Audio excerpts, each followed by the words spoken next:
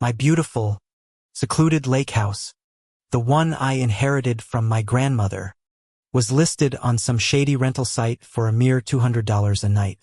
My heart hammered in my chest, a frantic drum against my ribs. Who would do this? And then I saw her, a selfie she'd posted with a smug grin, a cheap bottle of wine in her hand and my front porch in the background. My neighbor, Karen, the one who had always complained about my overgrown hydrangeas, my lawn that was a fraction of an inch too tall, and the noise of my friends' laughter echoing across the water. A cold, furious calm settled over me. What a piece of work. Just how far does a person have to go to be this audacious? I felt my jaw tighten. The air in my apartment, hundreds of miles away, suddenly felt suffocatingly hot. I took a deep, shuddering breath, the scent of the city a sharp contrast to the pine and lake water I was picturing. I could almost hear the quiet hum of the crickets, the gentle lapping of the water against the dock. This wasn't just a neighborly spat anymore. This was a brazen violation, a theft.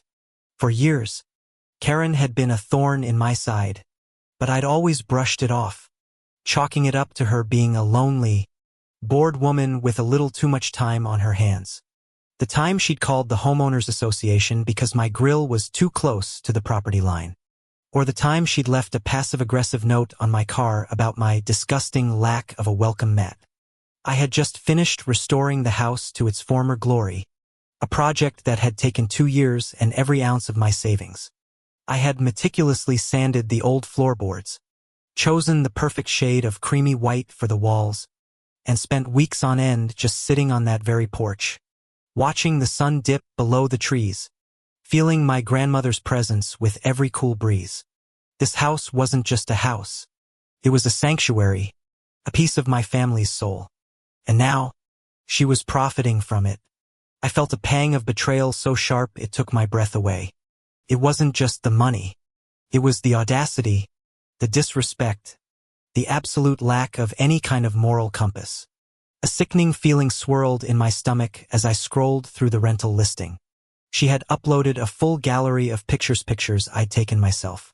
The cozy living room with the stone fireplace, the sun-drenched kitchen, even the guest bedroom that my grandmother had decorated with antique quilts. My heart ached.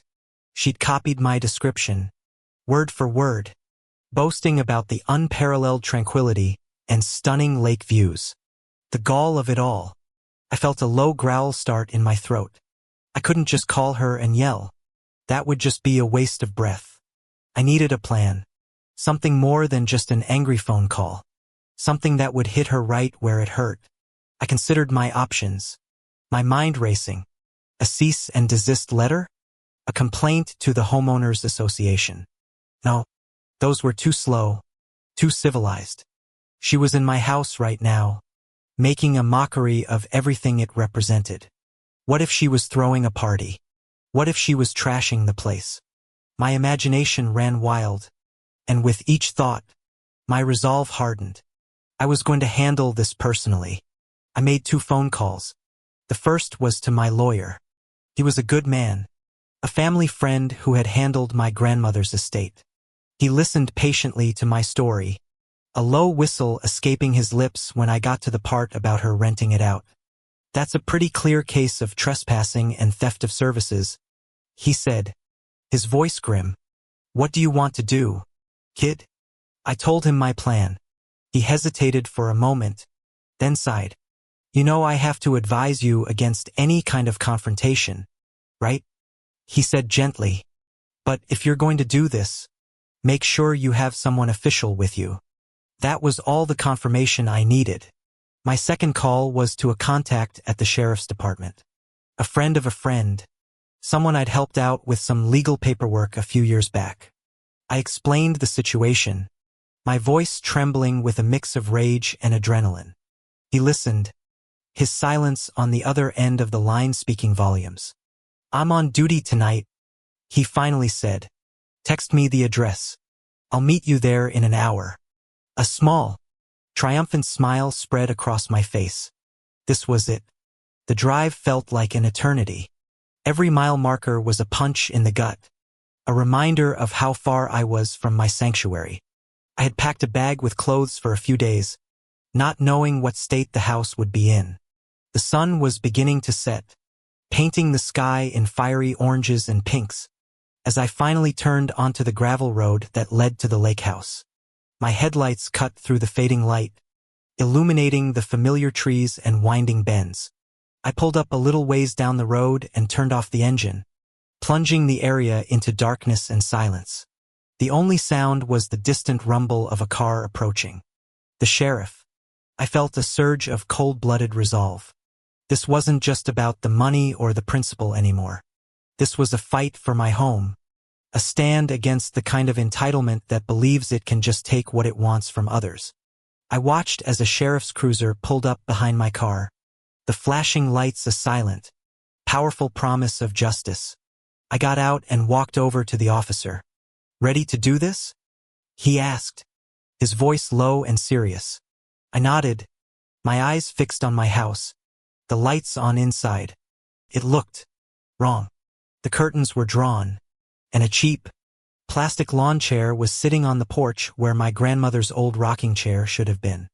A terrible smell, like stale cigarette smoke and cheap perfume, wafted toward me on the breeze. My stomach churned.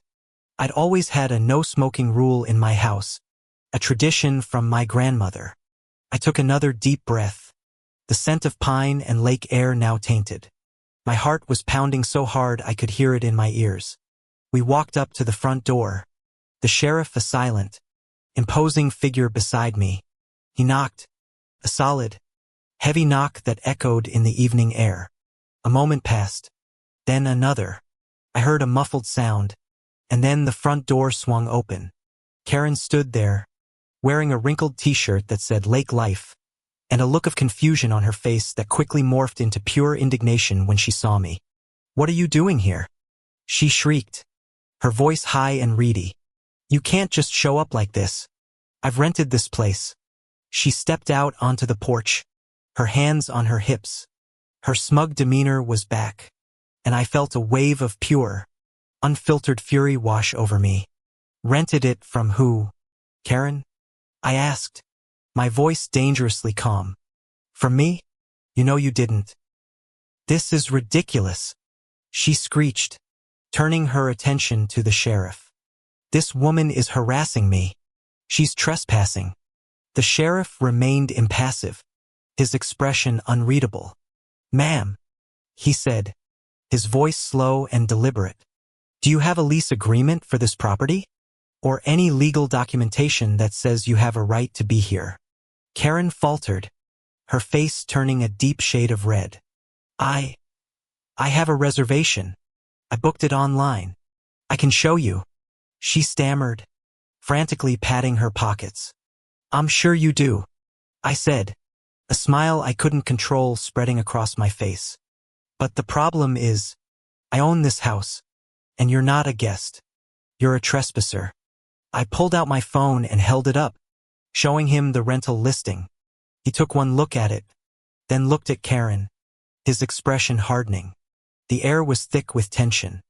The only sound was the chirp of a cricket somewhere in the woods and the faint rustle of leaves. "Ma'am, I'm going to need you to step away from the door and gather your belongings," the sheriff said, his voice now a command. "And if you could please tell me who else is inside the house. You're all trespassing." Karen's face went white. The color drained from her cheeks, her smug expression replaced by one of absolute terror. She opened her mouth to argue, but no words came out. She was cornered. She'd always relied on her loud mouth and her indignant attitude to get what she wanted. But this time, it was different. This time, she was up against the law. I watched as her bravado crumbled, her shoulders slumping in defeat. The side twist, a small consolation in this mess, was that she had also brought her 2 kids with her. They came to the door, looking terrified and confused. The shame on her face was a sight to behold. It wasn't just a simple crime. It was a life lesson, a message that you cannot take advantage of people, especially those who have shown you nothing but kindness, without facing the consequences. As the sheriff calmly explained her rights and what would be happening next, I felt a sense of vindication so profound it almost brought me to my knees. The air no longer smelled of her stale perfume, but of sweet, sweet justice.